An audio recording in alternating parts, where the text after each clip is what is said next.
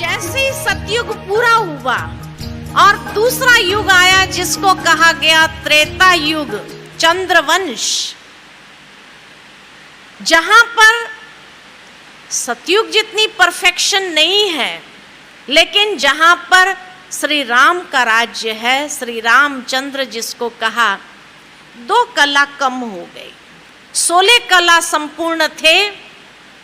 16 कला कोई गिनती की नहीं होती है, परफेक्शन का फिगर है। कोई बात 100% करेक्ट होती है तो क्या कहते, 16 आनी सच है। संपूर्ण खिला हुआ चंद्रमा होगा तो कहेंगे 16 कला संपूर्ण है। तो 16 फिगर परफेक्शन का है ना। परफेक्शन के बाद धीरे धीरे इम्परफेक्शन की ओर यात्रा बढ़ेगी, लॉ ऑफ एंट्रोपी के हिसाब से। और इसलिए त्रेता युग में आए तो 2 कला कम हो गए, 14 कलाधारी बने। लेकिन मर्यादा पुरुषोत्तम इस युग में भी है।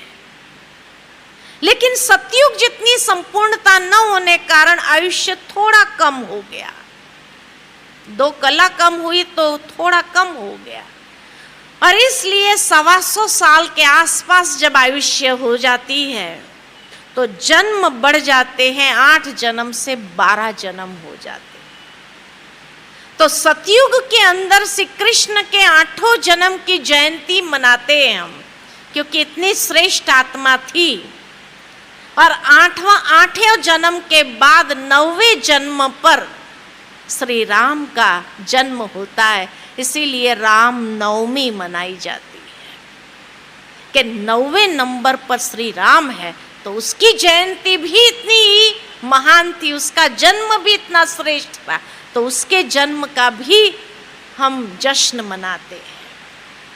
कितना सुंदर! भक्ति के अंदर हर चीज इतनी सुव्यवस्थित है, लेकिन हमने कभी उसके भाव को समझा नहीं, इसलिए उसका आनंद नहीं ले सकते। तो इस तरह से मर्यादा पुरुषोत्तम श्री राम की भी जयंती हम मनाते हैं। भले 125 साल हो गया, 150 साल से कम हो गए, लेकिन फिर भी बहुत श्रेष्ठ कर्म उनके भी थे। लेकिन जैसे जैसे तीसरा युग आता है, द्वापर, जहां सत्य के साथ असत्य मिक्स होने लगा, अकाले मृत्यु आरंभ होने लगी। और अकाल मृत्यु जब आरंभ हो जाती है तो जरूर है आत्मशक्ति क्षीण हो गई। 1250 यानी 2500 साल पूरे हो गए, आधा समय पूरा हो गया 5000 साल में, तो आधी कलाएं भी कम हो गई।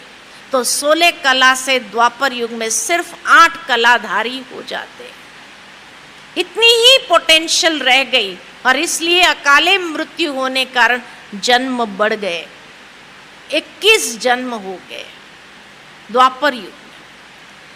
और इस युग में मनुष्य भक्ति आरंभ करता है, अव्यभिचारी भक्ति होती है, वो शिव की आराधना करना आरंभ करते हैं। लेकिन धीरे धीरे बाद में मनुष्य आत्माएं जो देवी देवताएं होकर के गए, उनके मंदिर बना करके उनकी पूजा आरंभ कर देते हैं। और इस तरह से अव्यभिचारी भक्ति, एक ही भक्ति आरंभ होती है। संन्यास धर्म भी शुरू होते हैं, कुछ महान ऋषियों का जन्म होता है और पुण्य कर्म आरंभ हो जाते हैं। कर्म मनुष्य के पुण्य कर्म होते हैं। इसी युग में परमात्मा का पैगंबर संदेश लेकर के आते हैं, और इस तरह से द्वापर युग चलता है। मनुष्य के 21 जन्म होते हैं। और जैसे जैसे समय बीतता जाता है, कलयुग आता है, तो कलयुग के अंदर 1 या 2 कला रह जाती है। इसीलिए लोग कहने में कह देते हैं कि किसी व्यक्ति के अंदर 99 अवगुण है, लेकिन एक तो गुण होगा, उस एक गुण को देख करके ही तो आगे बढ़ो। तो 1 या 2 गुण रहते हैं। इतनी कला क्षीण हो जाती है, इतनी आत्मा की ताकत क्षीण हो जाती है, और इसलिए अकाले मृत्यु बढ़ जाती है। क्योंकि मनुष्य के कर्म इस युग में विकर्म ज्यादा है। विकर्म यानी पाप कर्म, विकृत कर्म, विकारों के वश कर्म उसको कहा विकर्म। मनुष्य की आयुष्य कम होने लगती है और जन्म बढ़ जाते हैं। कोई जन्म 5 साल में शरीर छोड़ देता, कोई जन्म 80 साल तक, 90 साल तक खींच लेता है। इस तरह से इम्बैलेंस हो जाता है और कलयुग के अंदर करीबन 42 जन्म होते हैं।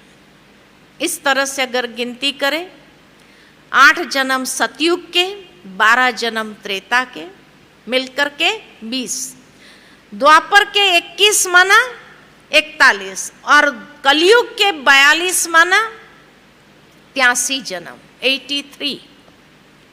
तो 84वां जन्म जो है वो ये संधिकाल के समय, जब कलयुग और सतयुग का संधिकाल का समय आता है, तब सिर्फ एक जन्म होता है। और इस जन्म को कहा गया दुर्लभ, क्योंकि ये जन्म बार बार नहीं मिलता है।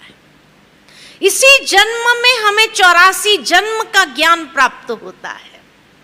इसी जन्म में हमें कर्म की गुह्य गति का ज्ञान प्राप्त होता है।